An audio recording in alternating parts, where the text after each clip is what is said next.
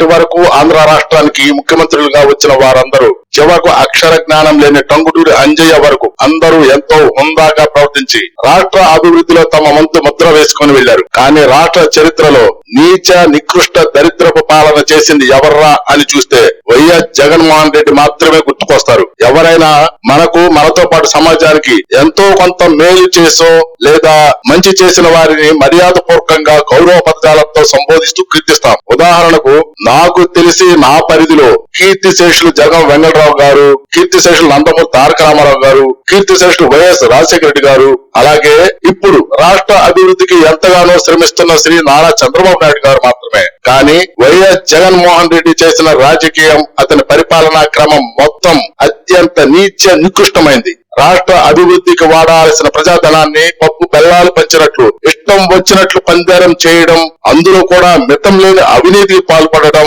హత్యా రాజకీయాలను, అత్యంత హేయమైన సభ్య సమాజం వినలేని జుగుప్సాకరమైన బూతుల సంస్కృతిని స్వయంగా తానే మాట్లాడుతూ తోటి సహచర మంత్రులను ప్రోత్సహిస్తూ నికృష్ట రాజకీయాలను నడిపింది ఈ దరిద్రపు మాజీ ముఖ్యమంత్రి జగన్ రెడ్డి మాత్రమే. కులాల మధ్య చిచ్చు పెట్టి పబ్బం గడుపుకోవాలనే కుచ్చిత దౌర్భాగ్యపు మాజీ ముఖ్యమంత్రి ఈ జగన్ రెడ్డి. తల్లి చెల్లి బంధువర్గం అందరూ వెలివేసిన ఎవరూ లేని ఏకాకి ఏకి నిరంజన్ ఈ జగన్ రెడ్డి. 5 సంవత్సరాలు పరిపాలించి కూడా పట్టుమని 20 మంది ఎమ్మెల్యేలను గెలిపించుకోలేకపోయాడు. సిగ్గు లేకుండా ప్రతిపక్ష హోదా కోసం చిన్న పిల్లోడిలాగా యాగి చేస్తున్నాడు. ఈతను ఇలాగే ప్రవర్తిస్తూ ఉంటే ప్రజలు వీడికి అనవసరంగా 11 సీట్లు ఇచ్చాం, వీడికన్నా కేఏ పాల్ బెటర్ అనుకుంటారు. తండ్రి అధికారాన్ని, ఫ్యాక్షన్ సంస్కృతిని అడ్డం పెట్టుకుని అడ్డదిడ్డంగా రాష్ట్ర సంపదను దోచేసి తెగ బలిసి కొట్టుకుంటున్న ఈ జగన్ రెడ్డిని ప్రజాబలంతో అధపాతాలను తెక్కినా ఇంకా కుక్క తోక వంకారాయ అన్న చందంగా శ్రీ పవన్ కళ్యాణ్ గారిని చులకన చేసి మాట్లాడడం చూస్తుంటే